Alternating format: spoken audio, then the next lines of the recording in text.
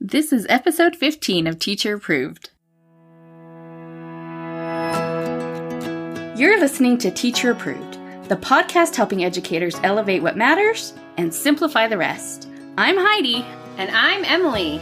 We're the creators behind Second Story Window, where we give research-based and teacher-approved strategies that make teaching less stressful and more effective. You can check out the show notes and resources from each episode at secondstorywindow.net. We're so glad you're tuning in today. Let's get to the show.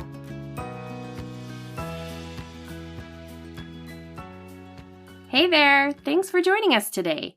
In today's episode, we're so excited to sit down with our friend, the amazing Kelsey from Wife Teacher Mommy. We start our episodes with a morning message, just like we used to do at morning meeting in our classrooms. This week's morning message is, if you could get one celebrity to sub in your class for a day, who would it be? What do you think, Heidi? I think I'm going to go with Jimmy Fallon. The kids would have a really good time, and I think he's responsible enough that he would at least attempt to do the sub plans.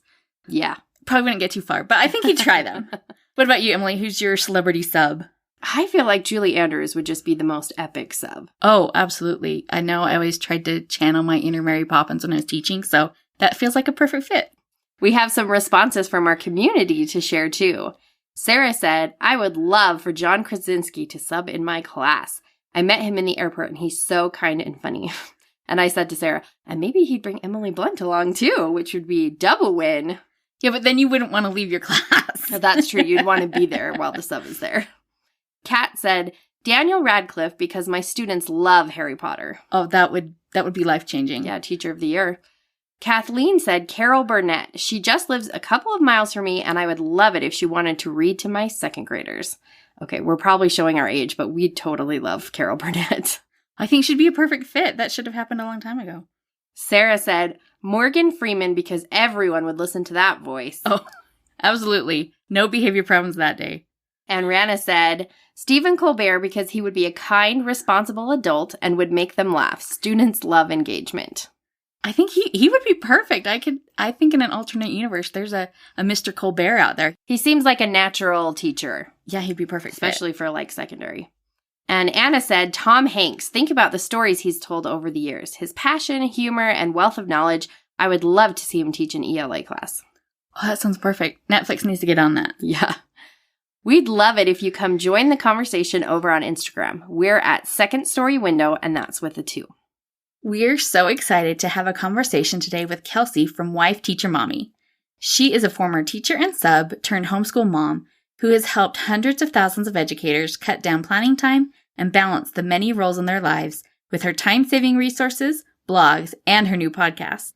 Kelsey and her teacher team are excited to expand their mission even further with Educate and Rejuvenate this year, which we'll talk about more in this episode. Let's get to the interview.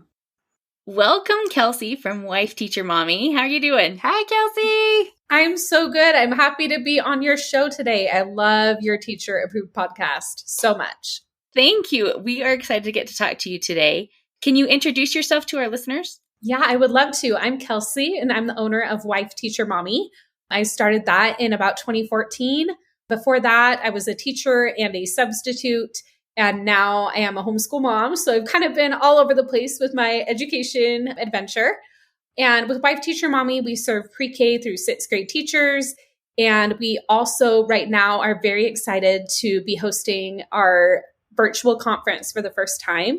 And it's called Educate and Rejuvenate. And I'm very excited that you two will be a part of that as well. We're so excited to be a part of it. Can you tell us about why you started that event? Yes. So I started Educate and Rejuvenate because, teachers have so much on their plates. And we really just wanted to create an event that not only helped teachers with so many different aspects of education. We have so many experts coming in, but then we also, I feel like it's a very unique event because we also have fitness classes going on. We have coaching going on. We have all these different things. So it's kind of this really nice, beautiful package of an event where it's all you could really think of for an education event. It's going to be such a great time. And we have such a wide variety of speakers that you can learn in basically any area that you want to. You can pick and choose which sessions you want to attend. It's just going to be such a great time. And the ultimate goal of it is to help teachers find easier but more efficient ways to do things as a teacher. So it's going to be a lot of fun. Our podcast tagline is to elevate what matters and simplify the rest. And it sounds like your event is going to do just that. Yes. I love that tagline. So you told us today that you wanted to talk about celebrating your wins on the podcast. So what do you think looking at our wins is important? It's so important because, just as humans in general, our natural inclination is to always be striving to do more. So when you have a goal or something and you hit it or achieve something, we don't even take the time to acknowledge that. We just immediately move on to the next thing. It's like, okay, what's next? Okay, what's next? Or what could be better? It's like we're always wanting to reach this goalpost that just keeps moving. And we never are there because we're always trying to get there. And I think it's great that we're always trying to constantly improve and do these things. But if you're not taking the time to celebrate along the way, you're going to just keep beating yourself down. Like, that you're never enough. You're never enough. And the truth is that you are enough. You're already accomplishing so much. And we need to just be intentional about taking the time to acknowledge that, because that is not what comes naturally to us. I think that's true for a lot of women. Yes. It really is. I started working with a life coach it was at the beginning of 2020, actually before COVID. But in 2019, I had my youngest son and kind of had like a mental health breakdown. So I was like, okay, now I need to get help. And at the beginning of each of our sessions, I just wanted to get into what all my problems were. Like, oh, this is going on. And oh, I'm feeling this. And oh, that. And she always was like, okay, now let's look at your wins. And I was like, why? Like, this is a waste of time. Like at first I was like, I only have so much time and there's so much I need to get into. I don't even have time to look at wins. And I think that's how a lot of us subconsciously are. Like we feel like we don't have time to look at them. But it's when, after doing that for a while, I'm like, oh, okay, I actually see how valuable this is, taking that time to be like, oh, I did this thing. And it doesn't have to be something huge. It can be like, I reached this kid today. He did and he was very excited about what we were doing. So it can just be little things, but just looking at and acknowledging those wins is so important. I agree. And it takes a conscious effort. It's not hard to do, but you have to really take the time to do it, because it's too easy to just focus on all the things you have left to do. But it is one of those things that gets easier the more you do it. Then it just kind of, eventually it starts to become more reflexive, and you can celebrate those little moments that, like, this is why we got out of bed in the first place. Why not appreciate that fact? Yes, exactly. And I recently read a book. It's called The Gap and the Gain, and it's by Benjamin Hardy and Dan Sullivan. And it was such a good book because it really was about this whole concept of what they called being in the gap is when you're constantly measuring ahead, looking for that goalpost. And what they call the gain is where you're looking at where you were before compared to now. So it's like a different way of measuring success and where you're at when it's the same thing going on. This is where you're at, and then this is where you want to go, but this is where you were before. And that's where a lot of us forget to look at. That sounds awesome. I'm adding that to my to-read list right now. So good. I highly recommend it. So can you give us some examples of how teachers can celebrate their wins and shift their perspective to be in the gain, like you said? Yes. So instead of looking at all the areas where you feel like you might be like, quote, failing, it's really important to look at how far you've come. So when you really think about it, so you're a teacher, right? And you may be thinking about like, oh, I'm not doing very good at my classroom organization. Or, oh my goodness, like these kids just aren't getting this concept. Or, oh, that teacher down the hall is doing so much better at this or whatever. But when you really think about it, at one point, you were like, I want to become a teacher. And that was your end goalpost. And you are there now. So think about it that way. You are literally at that goalpost you set at one point, but now you're looking at the next thing. So we do want to be setting goals and constantly improving. There's nothing wrong with that. That's actually what we want to do as teachers. We are lifelong learners. That's one of my core values, is to be a lifelong learner. But it's also just bringing awareness to that you are already there. You're already where you wanted to be at one point, and now you're just going to the next place. It's really just a mindset thing. Beating yourself up about you're not where you want to be is not going to help you reach your goals as a teacher or as a person, or, whatever goal you might have. But feeling confident in, wow, I am able to do hard things. Look where I was and look where I am now. If I did that, I can do this. That is going to help you to, get to the next level.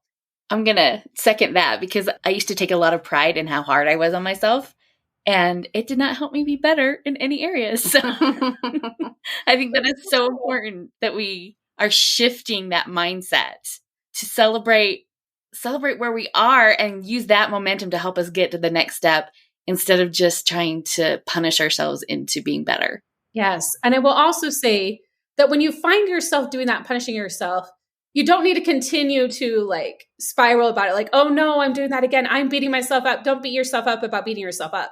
And like, even, I'm here on this podcast preaching about doing this, but Emily, I will vox you sometimes and feel like so overwhelmed about things. We're all human and we fall into this trap all the time. We're all human. We're never going to be perfect at it, but it's kind of redirecting and being like, hey, remember when this was where I wanted to be, and just redirecting and shifting the mindset. And it's a constant, lifelong thing that we'll all be doing.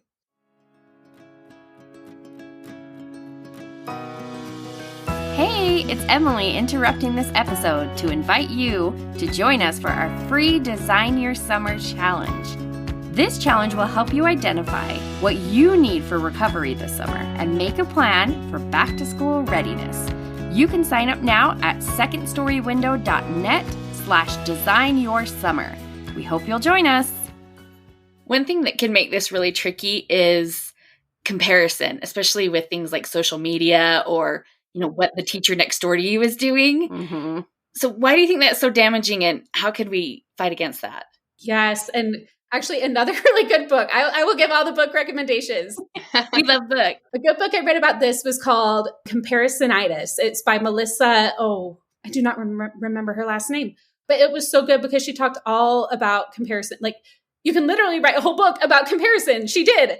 And I feel like with comparison, we're really looking at someone else's highlight reel, or we're picking out the things that we think are awesome about them, but they are likely doing the same thing about you, or somebody else is. It's like easy to pick out the best traits about somebody else and compare them to what you feel like is your worst trait. And you can never win at that game. You can never win when you're playing the comparison game, because that's really what it's all about. And I was actually listening to, I'm going to name drop all these books. Found Atlas of the Heart the other day. Queen Brene, we love her. We love her. And she was talking about there are two different types of comparison. And there's comparison where you feel like you're comparing up, like somebody else is better than you or whatever. Or there's comparing down where you're like, oh, I'm doing better at this or whatever. And neither of those are actually helpful comparisons. So, and there's not sometimes it can inspire you looking at other people and what they're doing. But as long as you're doing it from that type of motivation, wow, this teacher, her classroom is so organized. If she can do it, I can do it too.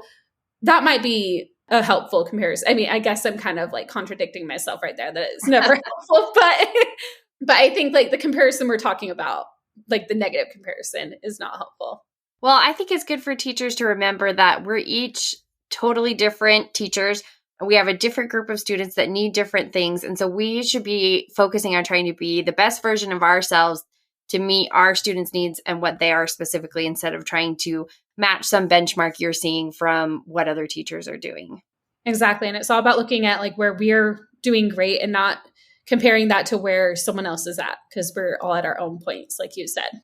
So how can teachers be better about putting this into action? Like I said, it's about looking at our wins. And I'm going to be talking about this during one of my 2 sessions at Educate and Rejuvenate.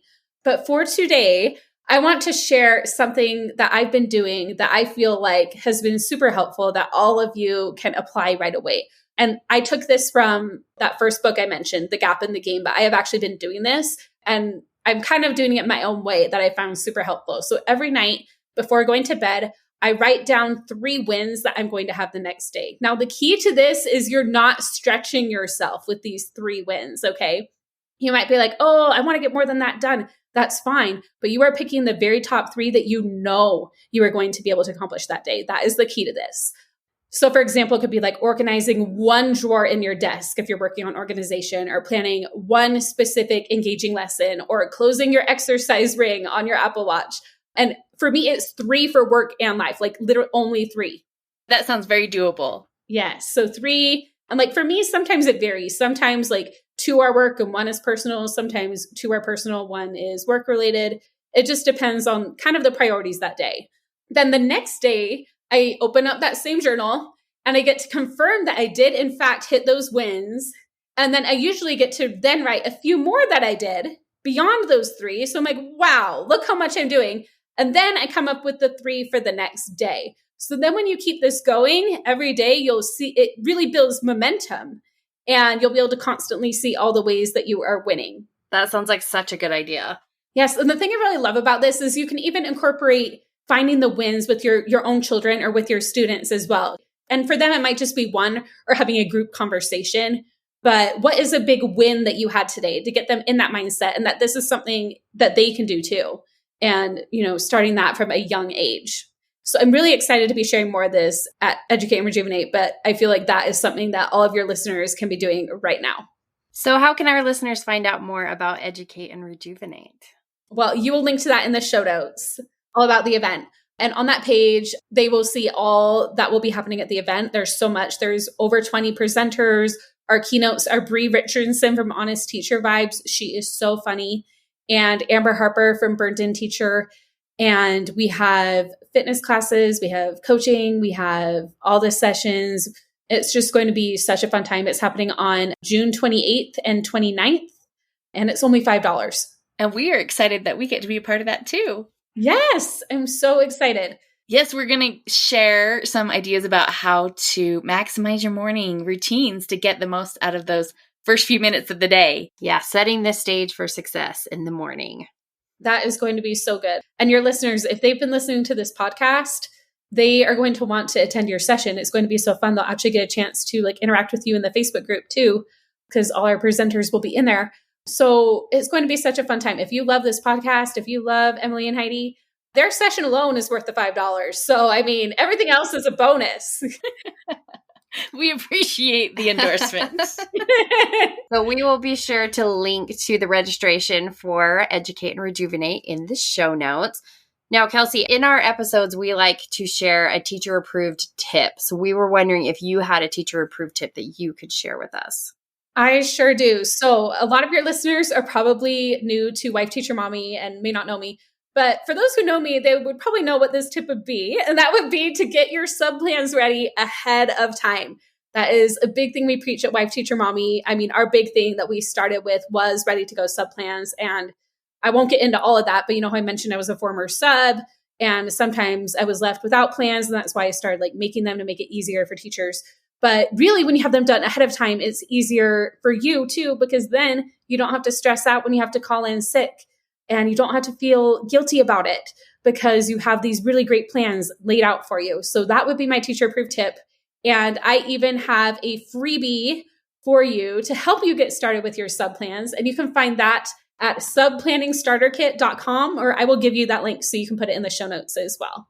That is so generous. I know I would have killed for something like that all those times when I was wishing I could be dead, but had to write a sub plan because I was so sick. Yes, our starter kit. It includes already ready to go lessons for you. It has some editable forms. And we even have an ebook called Sub Planning Made Simple that walks through our whole process for writing sub plans. So if you are a newer teacher, we've had a lot of newer teachers that are I don't even know where to start. It's going to walk you through the whole thing. That's amazing. And we recently talked about batching and doing things during the summer to set you up for success for next year. So this would be a perfect summer project. Yes, it really would be. Okay, Kelsey, where can our listeners find you? So you can find me over at Wife Teacher Mommy, the podcast. And you'll definitely want to do that because I have interviewed Heidi and Emily as well. And we have a very fun episode over there.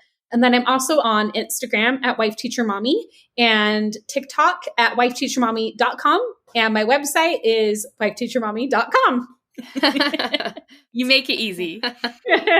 Thanks so much for being here, Kelsey. And thank you for being our first interview. Oh, this was such a pleasure to be on your podcast and an honor to be your very first guest. So thank you again for having me.